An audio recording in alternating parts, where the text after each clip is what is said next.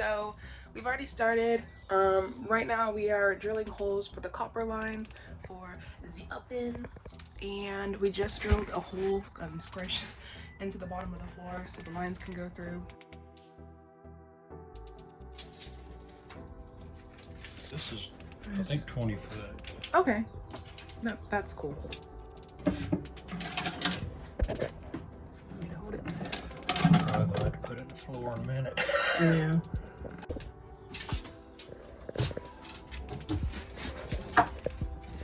Hold that up right here. Where's the... Okay, we have our, I think it's 3/4 inch copper pipe, and it's about 20 feet like Mike said. Made a hole at the top through here and straight to the bottom of the ground. And we did, or Mike did, finish a drawer yesterday. Just plywood pocket holes and these 16-inch drawer slides I got on Amazon. This is your regulator, which this is basically used for the bottles. Like the smaller cans? The smaller screw-on bottles.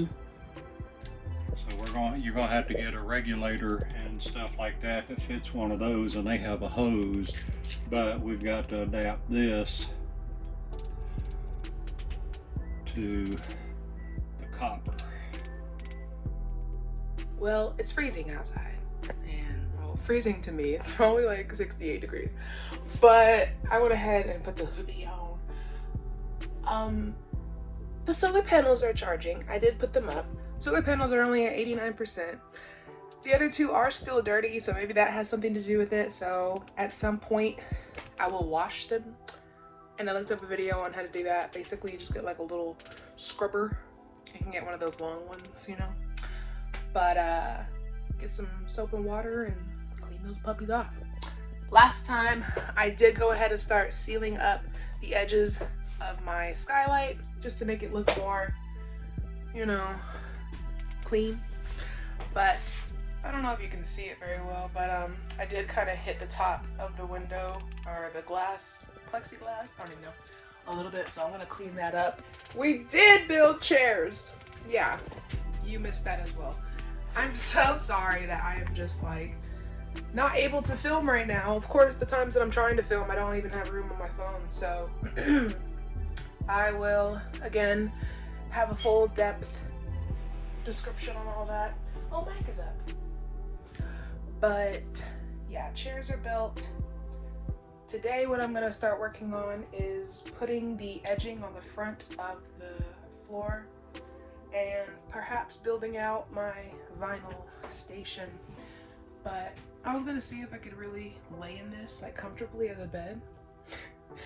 And I tried so hard. It was very difficult because there's nothing to support my middle. But yeah, I think it'll work out just fine. Also, other things that were installed. We went ahead and put in the water heater. It's on its bracket. And now we just need to take our push to connect pieces to get all the cold and hot plumbing installed. And then all the plumbing is basically done after that. We also installed the switches for the puck lights. So this red wire that goes all the way down goes to the back of the chair and has two little switches over there. And I did get more of the aluminum, or not aluminum, but the heat barrier peel and stick stuff, and it's going all the way around the oven just for extra protection and, you know, peace of mind. But the stove is not officially installed, but the cabinets are, so they're definitely not going anywhere. We put the base plate on the outlet, and oh, the toe cake drawers are officially installed as well. You can't really see it. I'm sorry, I'm plugged into my fridge to charge up, but yeah. And then the desk area was tackled a little bit. So I have a Mac and it's gonna go over here.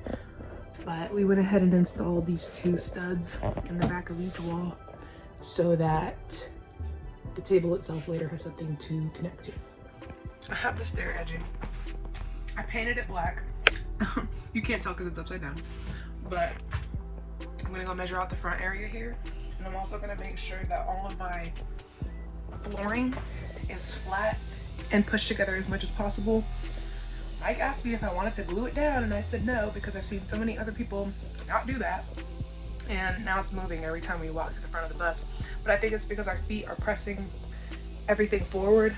So this edging will hopefully solve that problem. But before I, screw it down, I want to make sure everything's locked in place. I'll show you where it's like literally gapping. But it's not supposed to. But do you see what I mean? Like this back half, no gaps. Like barely. I don't consider that a gap. I consider that the floor correctly installed. Then you come over here, that's a gap. That's a gap. That's a gap. That's a big gap. This gap here is going to literally make me cry. That's a gap. There's more gaps at the front. You can see this big old line going all the way down here. And of course, that was just an extra piece that we had to cut because we were that much short of completing the entire floor. So yeah, not the best. But again, I bet at first glance you wouldn't even notice unless I pointed it out to you. So it's just me being weird. I'm gonna go ahead and use this in front of the vinyl planking and then hammer the other side so I don't damage the actual floor itself. Smart, right? I'm just kidding, everybody does that. So I've been hammering for a while now and I got what I could, I guess, and there's no way of me hammering it this way. I can only go this way. So I'm just gonna have gaps in my floor, which is freaking amazing.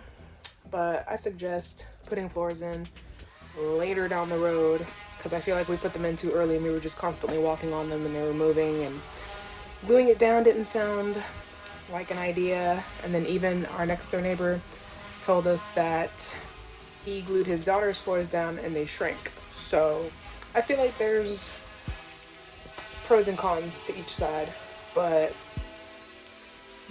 pro, I didn't have to walk on my subfloor anymore, which that was getting kind of gross. And then pro, we got the floors in and we're able to start building cabinets and things like that around it. But con, bro, this stuff moves. I just really wanted the floors to be, one of those points in the bus where it's like, oh my gosh, this looks amazing. Like, oh, you did that. But you can really tell I worked on this floor. So a little update. I went ahead and hammered this as much as possible. Then I cut down my edging to the proper size. Then I went back, got a pencil, and drew across the side to see where I needed to cut it lengthwise, and made that. So now it's ready to be screwed in. But besides that, that looks freaking lit to me. I love that look.